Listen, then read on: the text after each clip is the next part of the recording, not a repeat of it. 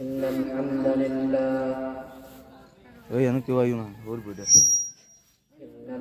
لله نحمده ونستعينه ونستغفره ونعوذ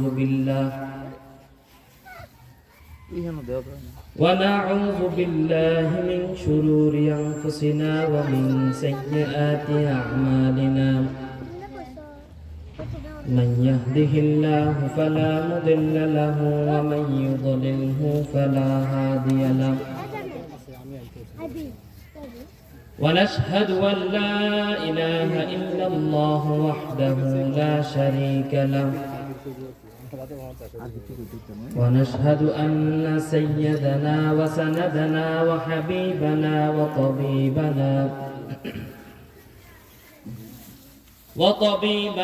وطبيب أرواحنا محمدا عبد الله ورسوله الذي أرسله بالحق بشيرا ونذيرا وداعيا إلى الله بإذنه وسراجا وقمرا منيرا. أما بعد فقد قال الله تعالى في كلامه المجيد والفرقانه الحميد. أعوذ بالله من الشيطان الرجيم. بسم الله الرحمن الرحيم. قل إن كنتم تحبون الله فاتبعوني يحببكم الله ويغفر لكم ذنوبكم. صدق الله العظيم وصدق رسوله النبي الحبيب الكريم. وقال سيدنا رسول الله صلى الله عليه وسلم: من أحب سنتي فقد أحبني ومن أحبني كان معي في الجنة، أو كما قال عليه الصلاة والسلام. إن الله وملائكته يصلون على النبي يا أيها الذين آمنوا صلوا عليه وسلموا تسليما. اللهم صل على محمد وعلى آل محمد كما صليت على إبراهيم وعلى آل إبراهيم إنك حميد مجيد. اللهم بارك على محمد وعلى آل محمد كما باركت على إبراهيم وعلى آل إبراهيم إنك حميد مجيد. الحمد لله. ঐতিহ্যবাহী শামুকসার দারুল হুদা দাখিল মাদ্রাসার উদ্যোগে আয়োজিত আজকের এই তাফসীরুল কোরআন মাহফিলের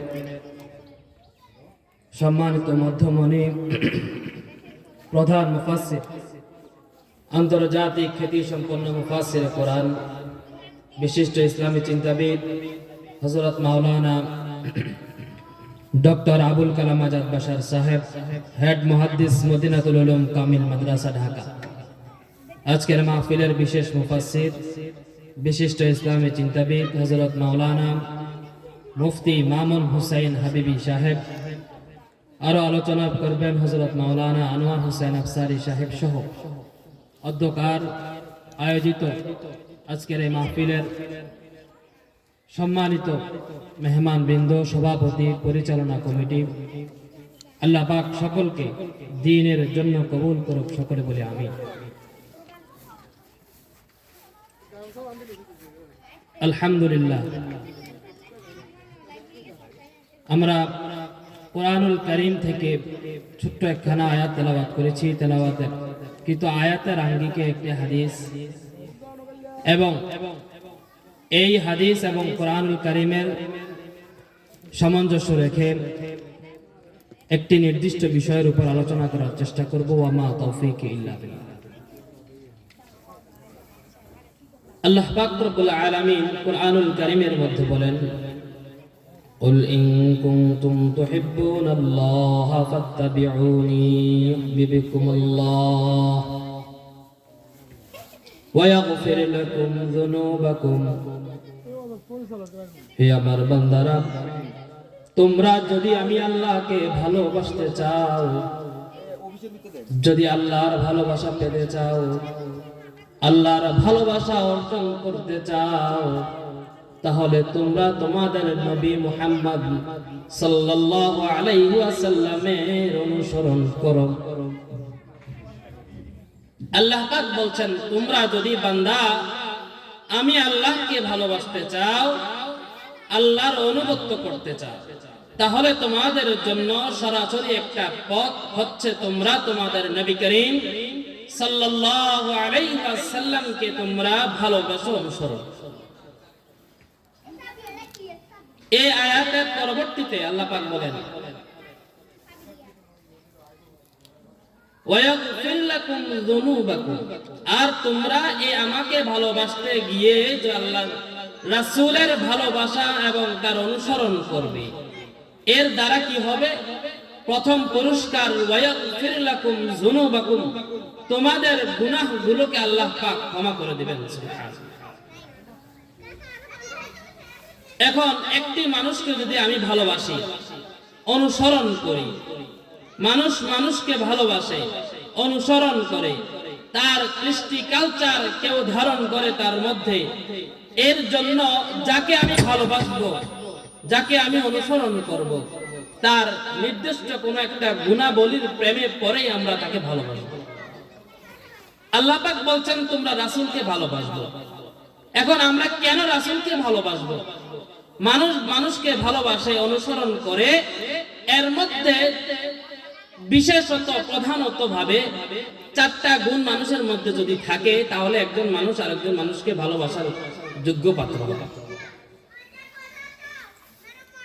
এই চারটা গুণের মধ্যে প্রথম একটা গুণ হচ্ছে জামালি, সৌন্দর্য। এখন আমি আমার নবীকে ভালোবাসবো, আমার নবীর সৌন্দর্যটা কেমন? আল্লাহর নবীর সাহাবী জাবির ইবনে আব্দুল্লাহ রাদিয়াল্লাহু তাআলা আনহু বলেন,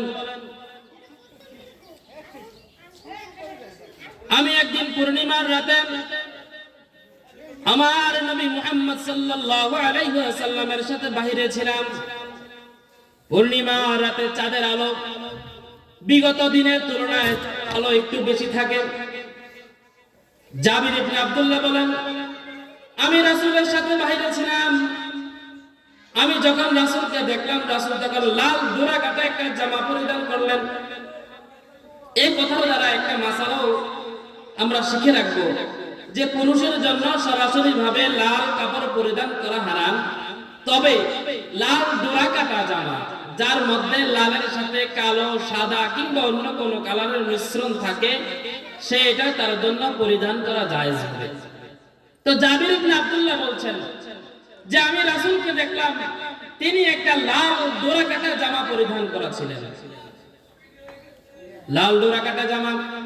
জাবির ইবনে আব্দুল্লাহ বলেন, আমি একবার সূর্যের দিকে তাকাই, একবার রাসূলের চেহারার দিকে তাকাই, একবার সূর্যের দিকে তাকাই, একবার রাসূলের চেহারার দিকে তাকাই। তাকাইতে তাকাইতে আমি এক পর্যায়ে সিদ্ধান্ত নিতে বাধ্য হলাম যে হ্যাঁ, ওই পূর্ণিমার চাঁদের আলোর চেয়ে আমার নবীর সৌন্দর্যটা অধিক অধিক। সুবহানাল্লাহ। জাবির ইবনে আব্দুল্লাহ বলছেন, বারবার আমি তাকানোর পরে আমি সিদ্ধান্ত নিতে বাধ্য হলাম যে আমার নবীর সৌন্দর্য এত প্রখর ছিল যে পূর্ণিমার রাতের চাঁদকেও তিনি হার মানাতেন। শুধু জাবির ইবনে আব্দুল্লাহ নয়, হযরত মুহাম্মদ মুস্তাফা সাল্লাল্লাহু আলাইহি ওয়াসাল্লামের বিবিদের মধ্যে অন্যতম আয়েশা রাদিয়াল্লাহু তাআলা আনহা, রাসূলের সৌন্দর্য তিনি বর্ণনা করছেন, কেমন সৌন্দর্য তিনি ছিলেন। আয়েশা রাদিয়াল্লাহু তাআলা আনহা বলেন, লানা শামসুন ওয়ালি আফাকি শামসুন, লানা শামসুন ওয়ালি আফাকি শামসুন ওয়া শামসুন খায়রুম মিন শামসিস সামাই। যে তোমাদের একটা সূর্য আছে, হ্যাঁ তোমাদের একটা সূর্য প্রত্যেকদিন ফজরের পরে আকাশের পূর্ব দিকে উদিত হয়, সেটা তোমরা সৌন্দর্য মনে করছো। হ্যাঁ শোনো, আমার নবী কেমন সৌন্দর্য ছিল জানো? লানা শামসুন ওয়ালি আফাকি শামসুন ওয়া শামসুন খায়রুম মিন শামসিস সামাই।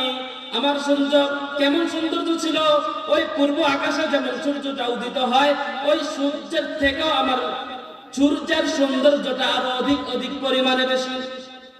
আয়েশা রাদিয়াল্লাহু তাআলা আনহা বলছেন, ফাইন্নাম শামসা তাতলু বা'দা ফাজরিন, তোমাদের সূর্যটা উদিত হয় ফজরের পরে সেই পূর্ব আকাশে, আর আমার সূর্য কখন উদিত হয় জানোনি? অশামসু তালিউন বা'দাল ইশাই, আর আমার ঘরে যে সূর্যটা আছে সেই সূর্যটা উদিত হয় এশারের পরে। সুবহানাল্লাহ। রাসূল কেমন সৌন্দর্য ছিলেন। আয়েশা রাদিয়াল্লাহু তাআলা আনহা সে আকাশের পূর্ব দিকের সূর্যের সাথে তুলনা করছেন, যে তোমাদের সূর্য তো পূর্ব দিকে ওঠে, কেমন সৌন্দর্য বলো, যেটা তোমাদেরকে সারা পৃথিবীকে আলোকময় করে তোলে। আর আমার রাসূলের সৌন্দর্য কেমন জানো? যেটা আমার ঘরে প্রত্যেকদিন এশার উপরে উদিত হয়, এমন সৌন্দর্য আমার নবী ছিলেন। রাসূলের আরেকজন প্রখ্যাত সাহাবী যিনি ছিলেন কবি হাসান বিন সাবিত রাদিয়াল্লাহু তাআলা আনহু, তিনি বলছেন যে আল্লাহ রাসূল, আমি আপনার সামনে একটা কবিতা আবৃত্তি করতে চাই, আপনার অনুমতি চাই। আপনি যদি আমাকে অনুমতি দেন, আমি আপনার সামনে একটা কবিতা আবৃত্তি করব। রাসূল সাল্লাল্লাহু আলাইহি ওয়াসাল্লাম বলছেন, হ্যাঁ সাবিত, কেমন কবিতা তুমি আবৃত্তি করবে? হ্যাঁ যা বলো আমাকে। হাসান বিন সাবিত তিনি বর্ণনা করছেন, ওয়া আজমালু মিন কালাম তুরকাতু আইনিন, যে রাসূল ওয়া আজমালু মিন কালাম তুরকাতু আইনিন ওয়া আজমালু মিন কালাম তারাদ্দিসাত ওয়া আজমালু মিন কালাম তারদিন নিসাই, যে রাসূল আপনি এমন সৌন্দর্য, যেটা আপনি এমন সুদর্শন দেহের অধিকারী বালক পুরুষ, যেটা আমার এই দুই চোখ কখনো আপনার মতো সৌন্দর্য লোককে দেখে নাই। এবং আপনি কেমন সৌন্দর্য, ওয়া আজমালু মিন কালাম তারদিন নিসাই, আপনার মতো সুন্দর কোন পুরুষকে এই পর্যন্ত দুনিয়ার কোন মহিলা প্রসব করে নাই। হাসান বিন সাবিত বলতেছেন যে কেমন সৌন্দর্য তিনি। খুলিকতা মুবাররাআম মিন কুল্লি আইবিন, যে রাসূল আপনাকে আল্লাহ পাক রব্বুল আলামিন সকল ধরনের ত্রুটি মুক্ত থেকে আল্লাহ পাক বিরত রেখে আপনাকে সৃষ্টি করেছেন। কান্নাকা খুলিকতা কামা তাশাউ, আপনি যেভাবে চেয়েছেন আল্লাহর হাবিব আপনাকে আল্লাহ পাক রব্বুল আলামিন ঠিক সেভাবে সৃষ্টি করেছেন। এখন আমাদের হাবিবকে আল্লাহ পাক সৃষ্টি করলেন এত সুন্দর করে, আমরা তাকে মুহাব্বত করব কেন? তার প্রথম গুণ জামালি, তিনি কেমন সৌন্দর্য ছিলেন। এই সাহাবী জাবির ইবনে আব্দুল্লাহ, হযরত আয়েশা রাদিয়াল্লাহু তাআলা আনহা, হাসান বিন সাবিত রাদিয়াল্লাহু তাআলা আনহু, এই উক্তিগুলো থেকে আমরা বুঝতে পারলাম যে আমাদের রাসূল কেমন সৌন্দর্যের অধিকারী ছিলেন, যে জাবির ইবনে আব্দুল্লাহ পূর্ণিমার চাঁদের সাথে তুলনা করলেন, আয়েশা রাদিয়াল্লাহু তাআলা আনহা পূব আকাশের সূর্যের সাথে তুলনা করলেন, আর আমাদের হাসান বিন সাবিত সমস্ত পৃথিবীর যত পুরুষ আসবে দেশে সকলদের থেকে অধিক পরিমাণে সৌন্দর্যের কথা তিনি বর্ণনা করেছেন। আল্লাহ রাসূলের যে হাদিস কানা